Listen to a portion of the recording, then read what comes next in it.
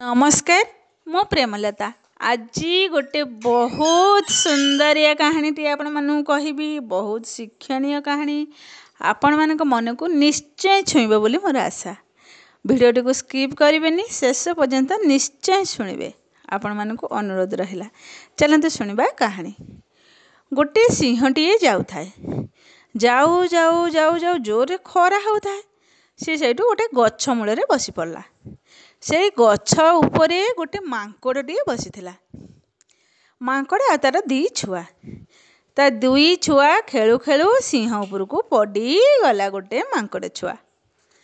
तापर सिंह राजा तो शोई थांदी टिके विश्राम नौ आखि लगी जाए। माଙ୍କड़टी जमी पड़गला माଙ୍କड़ को तो सिंह राजा पिठीटा बहुत नरम लगे। छोट माଙ୍କड़टी सी हेठू नाचिला कूदिला डेईला। तापर कहला भाई तू आसुन तोर मोर बसिक नाचवा पूरा मजा लगुच सिंह राजा पिठी। सिंह राजा शोई जानी पार ना तू आस आस नाचवा। तापर आउ से छोट माଙ୍କड़टा जे गछ उपर था सी भी आसीगला। दी जण जा पूरा खुशी नाचिले मजा कले। लांगुड़टा टेकु था थौ था मुंड को टे आउसी दौ था नाची दौ था मजा करू था। तापर कौन है एमती किसी समय नाचु नाचु बड़ माकड़ माँ माकड़ से कहला पिला माने आसरे आसरे सिंह राजा उठी जी विरक्त हे आउ तुम सिंह राजा को एमती अपमान दियंती आस आस उपरक आसरे। किंतु छोट माकड़ दीटा एत मजार नाचकूद कर किंतु आसवाई इच्छा न थाए। तापर कौन है ना बड़ माँ माकड़ से तलू आसला कहला बदमाशी माने चल चल उपरक चल। ठीक से समय सिंह राजा निद भांगीगला। सिंह राजा से कहले किए रे एठी मो पिठी ऊपर नाचकूद करुछि। मांकड़ तू बहुत बदमाशी हो गलुनी तो छुआ माने को मो पिठी ऊपर नाचकूद कराउछु। तू कौन जानिनु मु जंगलर राजा बोली। मांकड़ कहला मणिमा मणिमा मणिमा मते क्षमा मो छुआ मान को क्षमा। आपण तो बहुत भल राजा बहुत बढ़िया आउ मो छुआ मानकर अधम को क्षमा दियो से अधम छोट छुआ। सेठू से छोट माकड़ दी जण आसिक कहले महाराज महाराज आमको क्षमा क्षमा। हेठू सिंह राजा सेठू छोट माकड़ दी जण को देखिक मुँह को देखी निरीह मुँह को देखी सेठू जोर रे हसी पकेले। सेठू माकड़ छोट माकड़ दी जण कहले हे राजा कौन हसी देले आम टे पिठी बस बहुत मजा लगुच। डेईकि पुणी जा सिंह राजा उपर बसीगले। सिंह राजा किंतु खुशी हो गला से विरक्त हेलेनी आउ कहले चल मो पिठी बसे मु तुमको जंगल बुले आनबी। तापर जंगल बुले नहीं जाऊ था से छोट माकड़ दी जण बसी था आ बड़ माकड़टा डेई कूदी जाऊ था। एमती जाऊ जाऊ देखिले गोटे बड़ हाथीटीए आसुची पूरा धाई धाई धाई धाई कर आसुए आ जोर रे धाइला आउ जोरे दौड़ू था। सिंह राजा कहले कौन है हाथी तो केते सुंदर आसुला एमती जोरे धाई धाई कहीं धाऊँच जोरे धाऊँच दौड़ुची कहीं। हेठू सिंह राजा से जोरे धाई धाई धाई धाई जाए हाथी पाखे पहुँचले। कहले कौन है हाथी भाई तू एमती दौड़ुच कहीं।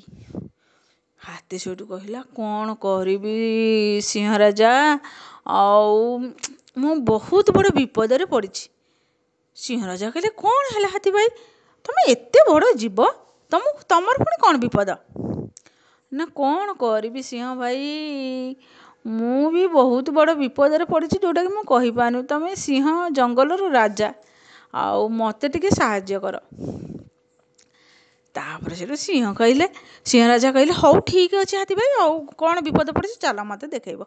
सेठू कहले आस मो पाटे कहीपार आस तुमको देखदेवी।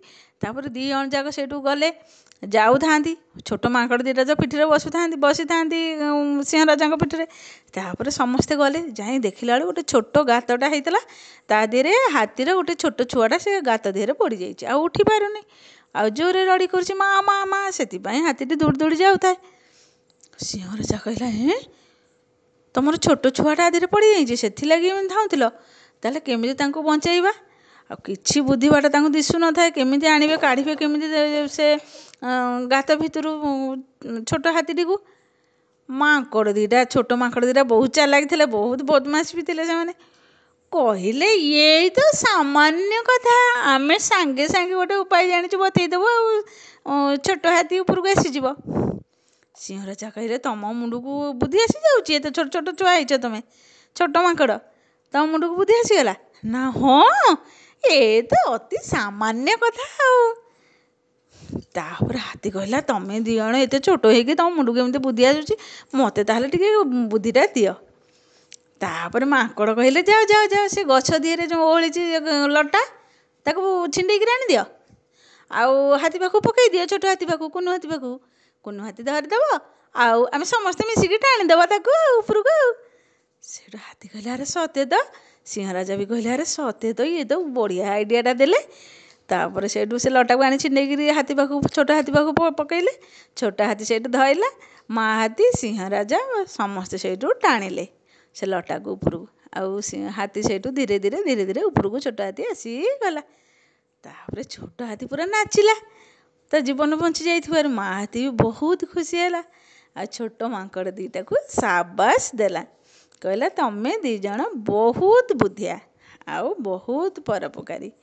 ସିଂହ ରାଜା ସେଇଦିନ ଠାରୁ ସେ ଛୋଟ ଦୁଇ ମାଙ୍କଡ଼କୁ ସାଥିରେ ରଖିଲେ, ଆଉ ଯୁଆଡ଼େ ଗଲେ ସେ ଛୋଟ ମାଙ୍କଡ଼ ଦୁଇ ଜଣଙ୍କୁ ନେଇକରି ଯାଆନ୍ତି। ଆଉ ରାଜା ଯେତେବେଳେ ସଭା କରନ୍ତି, ଛୋଟ ମାଙ୍କଡ଼ ଦୁଇ ଜଣଙ୍କ ପାଇଁ ଆସନ ଥାଏ, ସେ ସେଇଠି ବସନ୍ତି ଆଉ ନିଜର ମତାମତ ଦିଅନ୍ତି। କିଛି ବି ସମସ୍ୟା ଆସିଲେ ଛୋଟ ମାଙ୍କଡ଼ ଦୁଇଟି ତାଙ୍କୁ ମତାମତ ଦିଅନ୍ତି, ଆଉ ବହୁ ଯାହା ଫଳମୂଳ ଆସେ ସେ ସବୁ ଛୋଟ ମାଙ୍କଡ଼ ଦୁଇ ଜଣଙ୍କୁ ଖାଇବାକୁ ଦିଅନ୍ତି। ଛୋଟ ମାଙ୍କଡ଼ ଦୁଇ ଜଣ ତାଙ୍କ ପାଖରେ ରହିଲେ। ଆଜି ପାଇଁ ଏତିକି। ଯଦି ମୋର ଏ କାହାଣୀଟି ଆପଣମାନଙ୍କ ମନକୁ ଛୁଇଁଥାଏ, ଲାଇକ୍, ସେୟାର, କମେଣ୍ଟ କରିବେ। ପୁଣି ଏମିତି କିଛି ନୂଆ କାହାଣୀ ଆଣିବା ପାଇଁ ମୁଁ ନିଶ୍ଚୟ ଚେଷ୍ଟା କରୁଛି। ରହୁଛି। ଜୟ ଜଗନ୍ନାଥ।